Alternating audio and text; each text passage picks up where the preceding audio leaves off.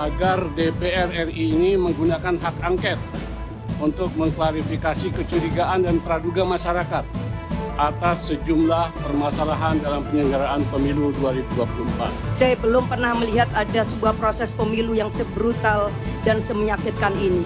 Kami berharap pimpinan menyikapi dalam hal ini, mau mengoptimalkan pengawasan fungsi komisi atau interpelasi atau angket ataupun apapun supaya pemilu ke depan, kualitas pemilu ke depan itu harus ada hal-hal yang dilakukan dengan koreksi.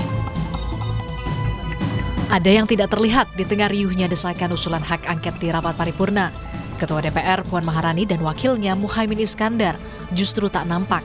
Suara lantang agar Dewan menggunakan hak angket salah satunya disuarakan anggota DPR fraksi PDI Perjuangan Arya Bima.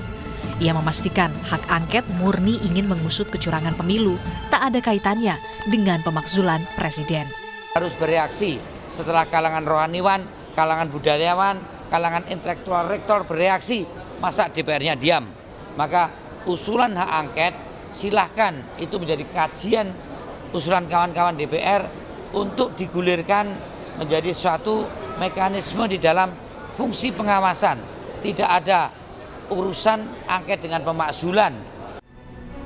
Meski sejumlah anggota DPR nyaring mengusulkan hak angket di rapat paripurna, pimpinan sidang yang juga wakil ketua DPR fraksi Gerindra punya pendapat lain.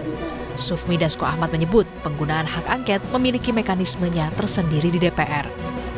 Dalam interupsi di di paripurna itu kan kita menampung aspirasi dari anggota yang interupsi. Dan tadi kita lihat bahwa misalnya hak angket, itu kenapa kemudian kita kemudian lanjutkan dengan yang lain, karena memang hak angket itu kan ada mekanisme.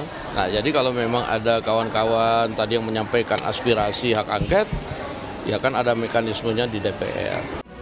Sementara analis politik meyakini rapat paripurna jadi momentum keseriusan anggota DPR menggulirkan hak angket, bukan hanya sebatas gertakan untuk menaikkan posisi tawar politik. Maka satu-satunya cara untuk melihat apakah hak angket ini serius atau tidak digulirkan oleh teman-teman fraksi di DPR adalah segera mengusulkan ini kepada pimpinan DPR. Tanpa itu semua ya saya kira memang publik menilai ini hanya sebatas alat bargain position, hanya sebatas omongan-omongan politik yang saya kira memang validasi keseriusannya itu perlu dipertanyakan. Apalagi yang perlu ditunggu.